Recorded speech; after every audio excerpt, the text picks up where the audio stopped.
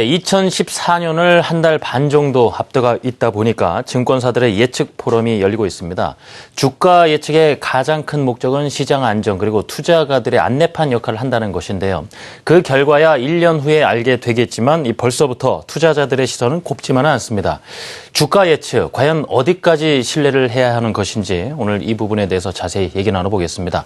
한국경제신문사 한상춘 논설위원 나와 계십니다. 위원님 안녕하십니까? 예, 안녕하십니까? 예. 최근 들어 주가 예측이요 마치 보물 터지듯 쏟아져 나오고 있습니다. 이 주가 예측에 대한 판단 어떻게 하고 계시는지요?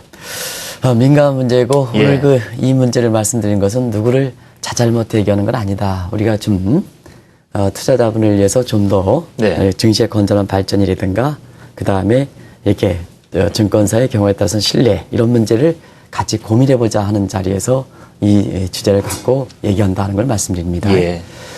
일단 어제 같은 경우에는 저도 이제 강의를 통해서 상당 부분 그 질문을 많이 받았습니다.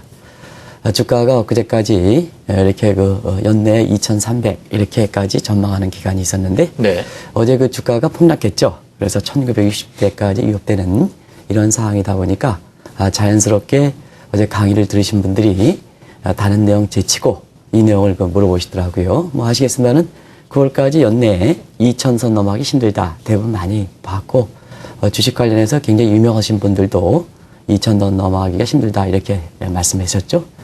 그러나 외국인 자금이 들어오면서 이번만은 다르다. 또 내년 상반기까지 외국 자본 유입이 지속된다. 하는 이런 걸 들어서 연내에 2,300까지 이렇게 얘기해서 최근에 보면은 네. 외국인들이 매도세 속에서도 개인들이 계속해서 매수를 했지 않습니까? 예, 그렇습니다. 이런 분위기 속에서 어제 주가가 이렇게 1960대까지 이렇게 떨어지다 보니까 아무래도 가장 당혹스러워 하시는 분들이 방송을 듣고 계시는 시청자분이라든가 투자자분이 아닌가 생각합니다. 다른 뭐 출구 전략 얘기 많이 나오고 있습니다는 사실 이 문제가 지금 상태에서 가장 큰 관심가가 아닌가 이렇게 보고 있습니다. 그렇군요. 워낙 대외적인 여건도 그렇고 변동성이 좀 큰 시기다 보니까 주가 예측 자체가 사실 쉽지 않다는 건 알지만 그래도 예측이 이렇게 자주 수정되는 것 가장 큰 원인 어디서 찾을 수 있을까요? 우리가 보면은 이제 최근에 국내 주가 이렇게 예측 보면 예. 다른 경제 예측도 그렇습니다는 주가 예측이 너무 좀 자주 있지 않느냐 이런 얘기를 많이 하거든요. 네.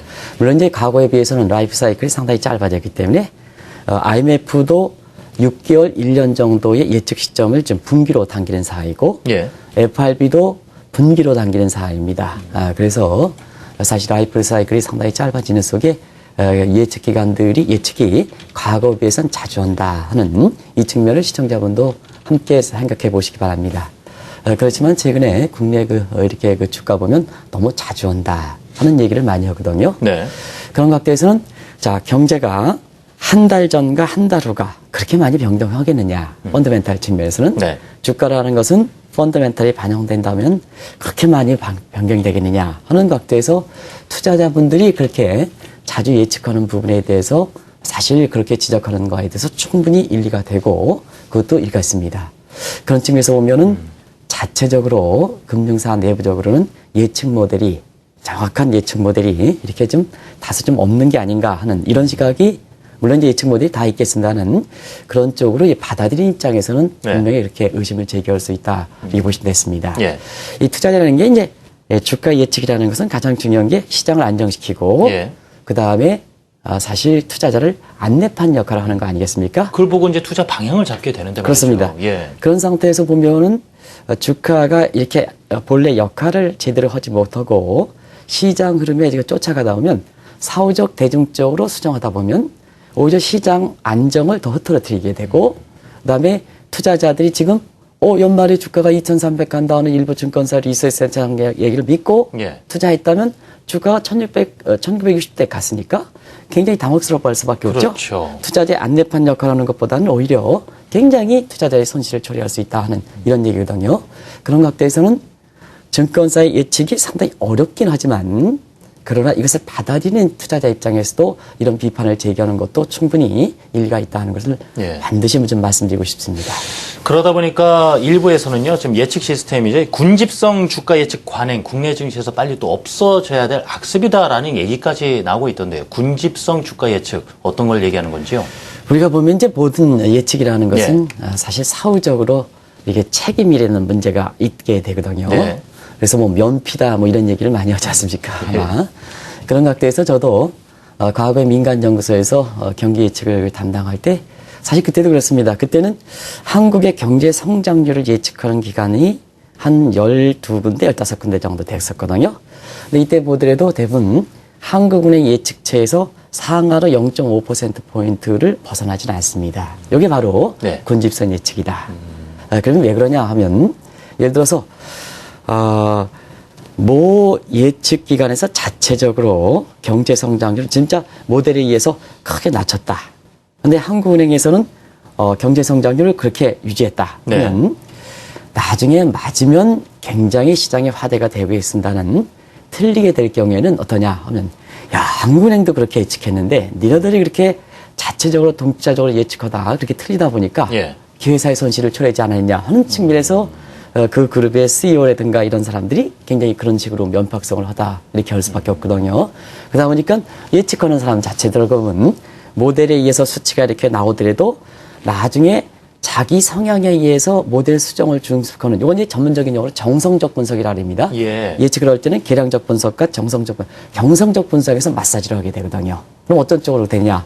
한국은행 쪽으로 초점을 맞출 수밖에 없다는 얘기거든요. 그런 각도에서 주가 예측을 보면 주가 예측은 성장 예측보다 더 어렵습니다. 시청자분도 반드시 이것을 좀 감안하셔야 됩니다. 예측은 어렵습니다. 그렇지만 항상 사후적인 그 책임을 따라가다 보다 보니까 전년도에 예측을 잘한 금융사라든가 전년도에 예측을 잘한 사람한테 사실 거기에 쏠려간다는 얘기입니다. 그러다 보니까 이게 군집성 예측이다. 그러면 한국은행이 틀리면 모두가 경제성장을 전망하는 기관은 모두가 틀리게 되겠죠. 그리고 전년도에 예측을 잘하신 분이 이번에는 틀리게 되면 전부 틀리게 된다 하는 이런 쪽이 얘기되는데요. 이거는 뭐 우리나라뿐만 아니라 미국도 마찬가지 현상이 발생한다. 다만 정도가 우리가 좀 심하다 하는 것을 시청자한테 말씀드리고 있습니다. 그리고 주가 예측을 하는 데 있어서 향후 어떤 움직임을 보일 것이다에 더 나아가서 구체적인 수치를 들지 않습니까? 많이 나왔던 얘기도 얼마 전에는 연내 2,300포인트까지 간다라고 구체적인 수치가 제시되기도 했었는데 이렇게 수치가 구체적으로 제시되는 게 이제 가능한 것인지 이 부분도 여쭤보고 싶습니다. 제가 이제 과거 2007년도에 한국경제TV의 월가 특파원 있을 때 미국에서 같은 국제금융 전문가랑 같이 화두가 된 게 있습니다. 어떤 거였습니까? 그때에서 공교롭게도 국내 코스피 지수가 2,300 간다. 근데 실제 2,300 갔습니다. 근데 그래서 한국의 언론에서는 쪽집게다. 아마 시청자 여러분도 그 얘기를 다 아실 겁니다. 근데 이게 월가의 금융인들은 야, 어떻게 구체적인 수치를 어떻게 우연의 일치로 맞은 것을 그렇게 맞았다고 얘기할 수 있느냐. 왜냐하면 주가라는 것은 한국의 주가만 하더라도 이제는 행태 변수와 그다음에 통제 변수가 있거든요. 통제 변수는 내가 관리 가능한 것, 충분히 관리 가능한 것, 변수에 의해서 주가를 예측했던 주가 예측, 그건 잘했다. 이렇게 얘기할 수가 있습니다. 근데 행태 변수라는 것은 사실 내가 관리하지 못하는 변수가 되거든요. 수동적으로 받아들이는 입장이다. 그러면 한국의 주가는 지금 글로벌 예측돼 있고 국내 증시에서 외국인들이 판치는 인물들 현상이 상당히 심하다 보니까 우리가 관리하지 못하는 행태 변수가 한국의 주가의 약 80% 정도를 좌우하는 이런 측면이거든요. 우리가 통제하지 못하는 변수가 그만큼 증시에 많은 영향을 받는다는 의미입니다. 또 한 가지는 진행자분들께 여쭙겠습니다. 우리가 주가 예측 보면은 심리적 요인이 굉장히 크게 작용합니까? 안 하게 합니까? 많이 작용합니다. 그렇습니다. 다른 경제 변수보다도 가장 많이 작용하는 것이 심리적 요인이 주가에 많이 작용하는 상태거든요. 다른 투자자들만 눈치도 많이 보다 보니까요. 이 심리적 요인은 쉽게 예상을 못하지 않습니까? 그렇기 때문에 주가 예측 같은 경우는 이렇게 주가가 무슨 2,300 갔다 맞았다. 이걸 맞다고 쪽집게 하라고 평가하는 사람도 잘못되어 있는 거고 거기에 2,300 맞았다 해서 내가 맞았다 하고 우쭐하는 것도 잘못되어 있다. 그래서 사실 구체적인 주가의 그 수치 예측하는 것보다는 국제금융시장 월가에서는 추세를 전환하는 것. 예를 들어서 경기가 저점에서 정점으로 주가가 하락해서 상승으로 상승해서 하락으로 요것만 얘기하면 투자자 입장에서는 크게 투자하는데 이렇게 큰 문제는 없습니다. 거기에 몇 포인트 올라가는 거 관계없이 그게 돼야 되는데요. 그런 부분을 좀 전환시켜줄 필요가 있다는 이런 국제금융시장의 이렇게 지적은 상당 부분 공감을 갖고 방송을 듣고 계시는 시청자분도 공감을 가시는 사항이 아닌가 생각됩니다. 지금 언급해 주신 대로 앞으로 증권사들의 주가 예측 방식을 추세 전환 방식으로 개선된다고 한다면 어떤 방법이 있을까요? 좀 어려운 얘기 좀 하겠습니다. 예. 이게 추세 전환을 하는 방식은 아마 자막에 잠시 자막을 통해서 얘기하는 게 더 좋을 것 같습니다. 예, 보겠습니다. 그래서 자막이 지금 안 나오고 있습니다는 우리가 이제 이 교차 상관하면 선행성을 어떤 특정 지표가 주가에 대해서 얼마큼 선행지수하는가 하는 네. 이런 방법, 간단한 방법이거든요. 그리고 나중에 말씀드리겠습니다만 뭐 카오스 이론이라든가 인공신경망이라든가 언제 한번 제가 자세하게 좀 말씀드리겠습니다. 예. 이런 것을 한다든가 그다음에 마코브 스위치 모델 이런 것을 해서 추세 전환한 거거든요. 제가 이제 말씀드리면 네. 지금 금융위기 어렵다 하더라도 예측력이 오히려 올라간 기간이 있습니다.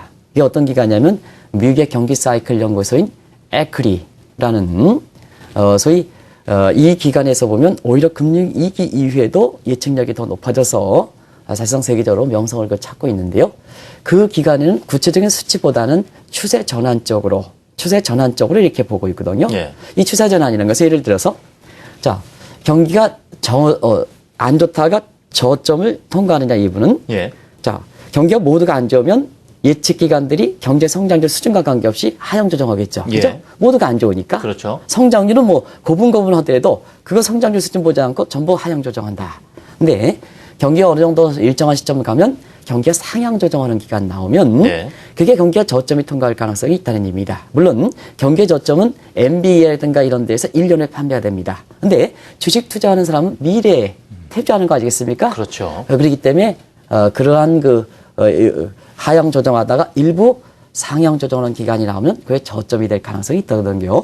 그런 방식대로 해서 추세 전환하는 쪽이 지금 예측 기관들의 모습이다 하는 것을 말씀드립니다. 그렇군요.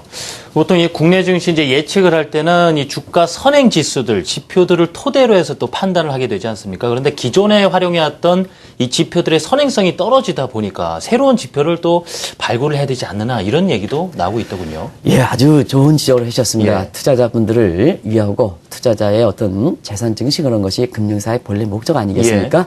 예, 그런 측면에서 보면 기존에 우리가 갖고 있던 여러 가지 국내 주가의 선행성 변수들, 예를 들어서 N달러 환율, 일본과 경제 관계가 높았기 때문에 예. 그리고 국제 유가, 우리 경제에서 보면 유가의 비중이 수입 비중이 높지 않습니까? 그렇습니다. 이런 변수들이 상당 부분 금융 위에는 선행성이 많이 떨어지는 거로 나오고 있습니다. 그렇기 때문에 사실상 이런 그 변수에 대신할 수 있는 투자자 보호에서 반드시 금융사들이 새로운 지표를 개발할 필요가 있는데요. 예를 들어서 없느냐? 있습니다.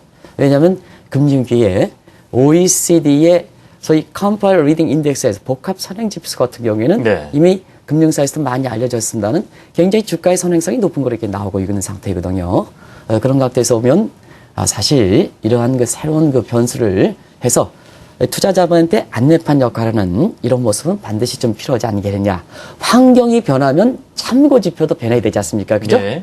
환경이 변하기 이전에는 그런 지수가 좋다 하더라도 환경 이후에는 변하면 모든 게 변할 수밖에 없습니다. 그렇지 않습니까? 예. 그래서 지금 중앙은행조차도 변하고 있는 이런 상황인데요. 이렇게 새롭게 대처할 만한 이러한 신뢰성 있는 선행 지표들을 국내 금융사들이 반드시 좀 개발할 필요가 있는 시점이 아닌가. 예. 그만큼 예측에 대해서 못 믿겠다 할 정도로 투자자분들이든가 국민들이 신뢰가 많이 떨어진 상태에서 오면 그런 부분은 반드시 개편이 필요하다는 걸 말씀드리고 싶습니다. 이 주가 예측과 관련해서 보니까 말이죠. 예측자 자신이 또 쉽게 빠져들 수 있는 루비니 파버의 7대 함정이라는 부분이 나오더군요. 이 부분 설명도 들어봤으면 좋겠는데요, 의원님. 네. 예. 상당히 좀 그래서 긴 내용이기 때문에 짧게 예. 좀 말씀드리겠습니다. 짧게 설명드리더라도 아마 시청자분이 다 이해하실 겁니다. 그러니까 그래서 자막 좀 보여줬으면 제가 예. 해드리는데요. 일단 심리 편향 함정 하면 예. 진행자분께서 예를 들어서 첫 방송할 때 방송을 네. 첫 번째 진행하지 않습니까? 네. 국내 증권 방송에서는 가장 첫 번째 예. 신뢰성 있는 진행자가 진행하는 걸로 이렇게 알고 있는데요. 이분이 이번에 오늘 증시가 올라간다 하면 예. 사람의 심리가 그쪽으로 쏠린다는 얘기입니다. 그렇죠. 그래서 말 한마디가 실증해야 되는데. 그렇습니다. 예. 증권사의 그 증시 포럼에서 가장 먼저 이렇게 증시 포럼에서 내년도에 주가가 2,300 간다 하면 나머지 기관들도 거기에 쫓아간다는 얘기예요. 사람의 심리상. 이게 심리 편향 함정이다.